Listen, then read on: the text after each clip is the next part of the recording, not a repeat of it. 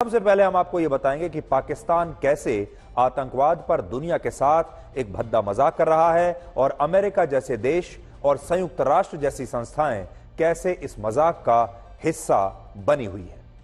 आज पाकिस्तान के लाहौर में हाफिज सईद के बेटे तलहा सईद ने नेशनल असेंबली का चुनाव लड़ने के लिए वहां की एक सीट से अपना नामांकन पत्र दाखिल किया है और इन तस्वीरों में आप देख पाएंगे कि इस दौरान तलहा सईद के साथ जमात-उद-दावा और लश्कर-ए-तैयबा के आतंकवादी भी मौजूद थे और यह वही तलहा सईद है जिसे भारत ने आतंकवादी घोषित किया हुआ है और जो अपने पिता हाफिज सईद के साथ आतंकवाद का अपना एक फैमिली बिजनेस चलाता है। लेकिन देखिए पाकिस्तान में खुलेआम घूम रहा है। लेकिन अब यह तलहा सईद पाकिस्तान में नेता बन चुका है और यह लाहौर की एक सीट से इस बार नेशनल असेंबली का चुनाव लड़ रहा है। अब आप सोचिए कि तलहा सईद जैसा जो आदमी है, जो कि एक आतंकवादी है, खतरनाक आतंकवादी है, अगर यह चुनाव जीत गया और पाकिस्तान में सांसद बन गया तो क्या होगा। खतरनाक बात यह है कि तलहा सईद के जैसे 100 से ज्यादा आतंकवादी पाकिस्तान की अलग अलग सीटों से नेशनल असेंबली का चुनाव लड़ रहे हैं और हाफिज सईद की जिस नई पार्टी ने इन आतंकवादियों को चुनाव में उतारा है, चुनाव में अपना उम्मीदवार बनाया है, उसका कहना है कि उसके ओपिनियन पोल में उस पार्टी को नेशनल असेंबली की कई सीटों पर जीत मिल रही है। यानी इस बार पाकिस्तान की संसद में कई आतंकवादी सांसद बनकर संसद भवन में प्रवेश कर जाएंगे।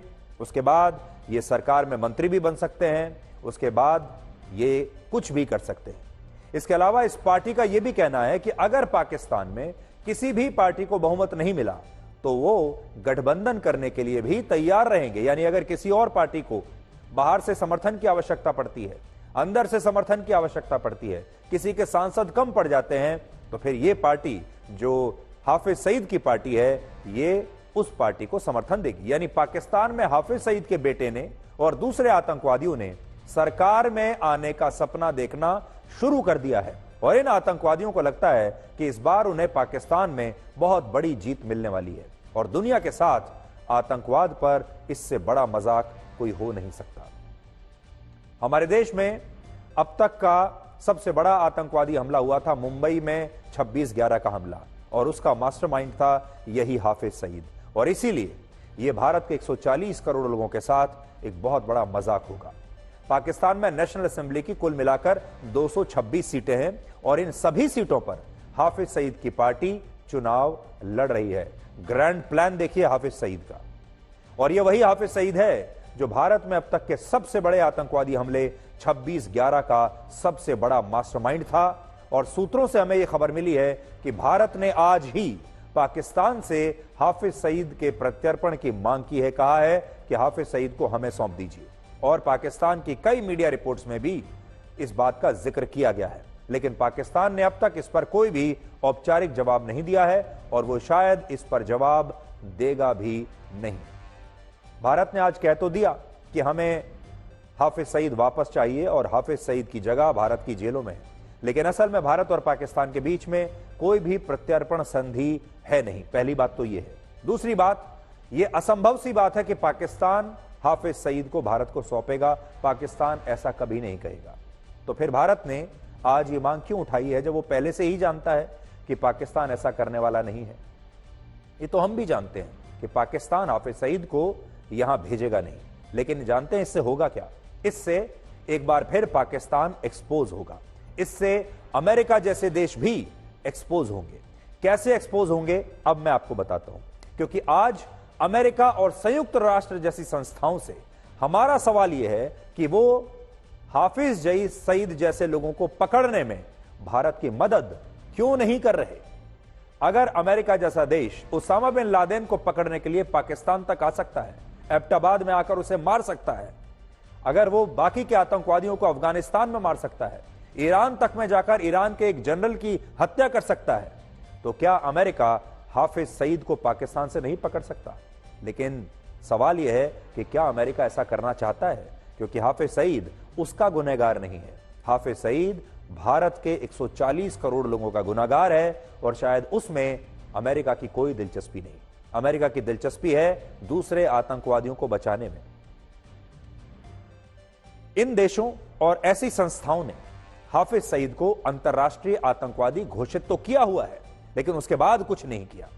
यूएस स्टेट डिपार्टमेंट ने हाफिज सईद पर 10 मिलियन यूएस डॉलर्स यानी भारतीय रुपयों में लगभग 83 करोड़ रुपए का इनाम घोषित किया हुआ है, जबकि पूरी दुनिया यह जानती है कि इस समय हाफिज सईद पाकिस्तान के लाहौर में है और पाकिस्तान के कई पत्रकार खुद यह दावा कर चुके हैं कि हाफिज सईद का घर लाहौर के जौहर टाउन इलाके में है और उसका बेटा अब हाफिज सईद की पार्टी से ही नेशनल असेंबली का चुनाव लड़के वहां का सांसद बनने की कोशिश कर रहा है। न जाने कितनी बार हमें हाफिज सईद के वीडियोस मिलते हैं जो लोग अपने मोबाइल फोन पर रिकॉर्ड करके सोशल मीडिया पर डाल देते हैं। सोचिए, लेकिन विडंबना यह है कि जो बात पाकिस्तान का बच्चा बच्चा जानता है, सबको पता है कि हाफिज सईद पाकिस्तान में मौजूद है, उस बात से सुपर पावर अमेरिका पूरी तरह से अनजान है। अमेरिका कहता है उसके पास सर्विलांस के लेटेस्ट साधन है, उसके पास सैटेलाइट है, उसके पास ड्रोन्स हैं, वो दुनिया में कहीं भी बैठे बैठे किसी भी जगह मिसाइल दाग कर किसी को भी कहीं से भी किसी की हत्या कर सकता है।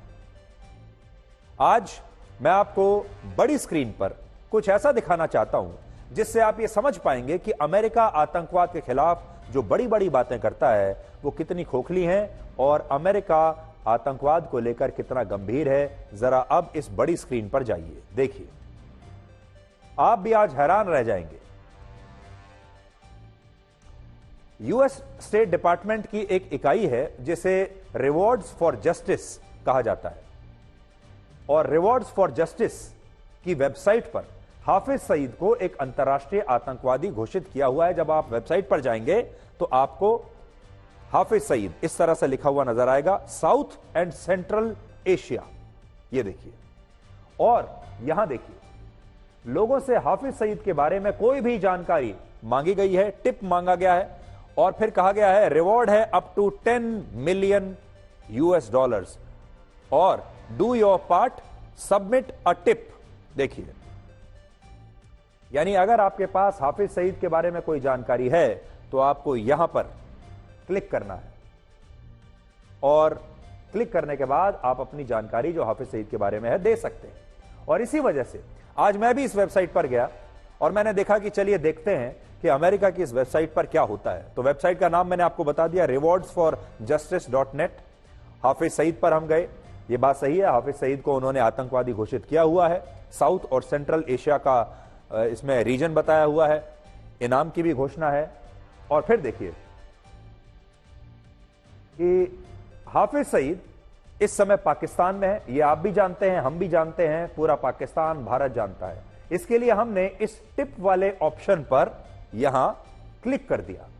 देखिए, क्लिक करने के बाद क्या होता है, इस पर क्लिक करने के बाद हमसे पूछा गया कि हम हाफिज सईद के बारे में किस माध्यम से अमेरिका को जानकारी देना चाहते हैं। वो पूछ रहे हैं do your part, secure a safer world. देखिए, अमेरिका जो है दुनिया भर की सुरक्षा का सबसे बड़ा ठेकेदार है, तो कहता है सिक्योर अ सेफर वर्ल्ड।